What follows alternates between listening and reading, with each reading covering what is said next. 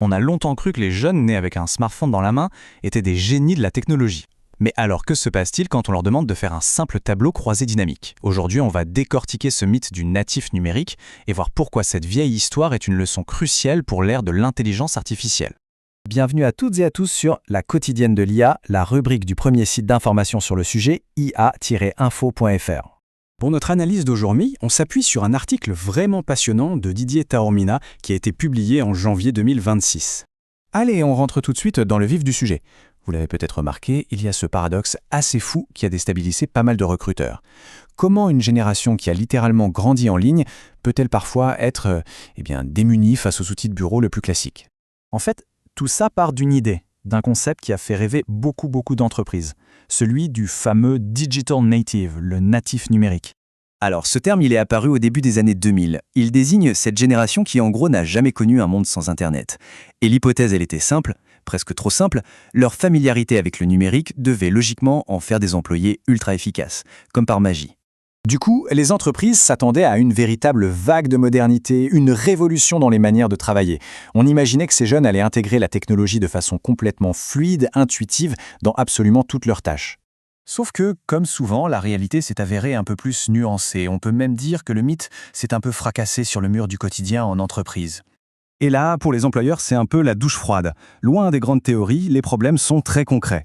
Des difficultés à utiliser un tableur correctement, des galères pour mettre en page un document Word, ou même juste pour organiser des fichiers dans des dossiers. Certains managers ont même été surpris de voir que ces jeunes recrues étaient parfois moins à l'aise que leurs collègues plus âgés, qui eux ont dû tout apprendre sur le tas. Mais alors, comment on explique ce fossé? Eh bien, ce tableau, il résume tout parfaitement. D'un côté, il y a l'usage personnel. Des applications comme TikTok, Instagram, des interfaces hyper intuitives, pensées pour qu'on consomme du contenu sans se poser de questions.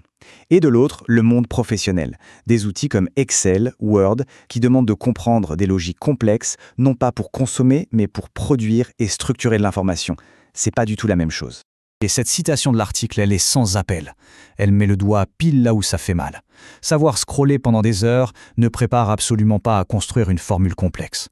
La vraie différence, c'est entre être un utilisateur passif et être un créateur actif. Les racines de ce grand malentendu sont profondes. D'abord, on l'a confondu utiliser et comprendre. Ensuite, il y a la conception même de nos applications de tous les jours. Elles marchent comme des boîtes noires. Tout est fait pour nous cacher la complexité. Ajoutez à ça un système éducatif qui a souvent privilégié l'usage à la maîtrise et des entreprises qui ont cru un peu trop vite au mythe et vous avez le cocktail parfait. Allez, on avance. Et c'est maintenant que ça devient vraiment crucial pour nous aujourd'hui. Parce que toute cette histoire, cette désillusion, elle a une résonance incroyable avec ce qu'on vit en ce moment avec l'intelligence artificielle. Posez-vous la question. Tout ce qu'on vient de voir sur les natifs numériques, ce n'est pas juste une anecdote du passé. C'est un avertissement direct pour notre approche de l'IA.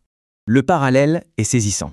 Un nouveau mythe est en train de se construire sous nos yeux, celui d'une IA magique, super intuitive, une sorte de solution miracle à qui il suffirait de parler pour qu'elle résolve tous nos problèmes. Ça vous rappelle quelque chose? Et voilà, on est en train de retomber dans le même piège. L'illusion que parce qu'une technologie est facile d'accès, la compétence professionnelle pour l'utiliser va venir toute seule, automatiquement. Regardez, le schéma est identique. D'un côté, on nous vend la simplicité. Une simple question, un prompt, et hop, un résultat instantané. Mais la réalité, c'est bien différent.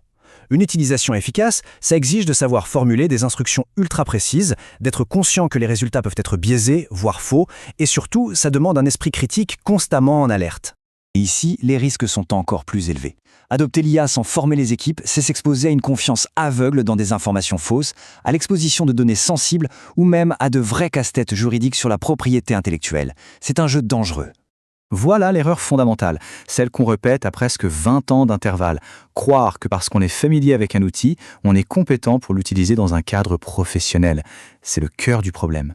Bon, alors, comment on sort de ce cycle infernal de mythes et de déceptions? La solution, c'est d'adopter une approche beaucoup plus humble, plus réaliste. Il s'agit de construire ce qu'on appelle une véritable maturité numérique. Et pour ça, il faut revenir à un principe de base, mais essentiel. La compétence, que ce soit pour un tableur ou pour une IA, ça ne s'improvise pas, ça se construit pas à pas avec de l'effort et de la méthode.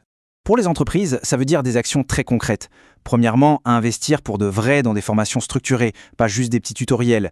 Deuxièmement, former non seulement à l'outil, mais aussi aux bonnes pratiques qui vont avec. Troisièmement, et c'est peut-être le plus important, développer l'esprit critique de chacun face à la technologie. Et enfin, accompagner ce changement sur le long terme. Et cette dernière citation de l'article, elle conclut notre analyse à la perfection. La leçon qu'on a apprise à nos dépens avec les natifs numériques est une véritable feuille de route pour intégrer l'IA. On ne peut tout simplement pas faire l'économie de la formation et de l'investissement dans les compétences humaines. La question reste donc ouverte, et elle est pour nous tous. Est-ce qu'on va collectivement répéter les mêmes erreurs, ou est-ce que cette première expérience, un peu douloureuse, va nous rendre plus sages dans notre adoption de l'intelligence artificielle? L'avenir nous le dira. Pour continuer à suivre ces sujets, retrouvez toute l'actualité autour de l'intelligence artificielle sur le portail ia-info.fr.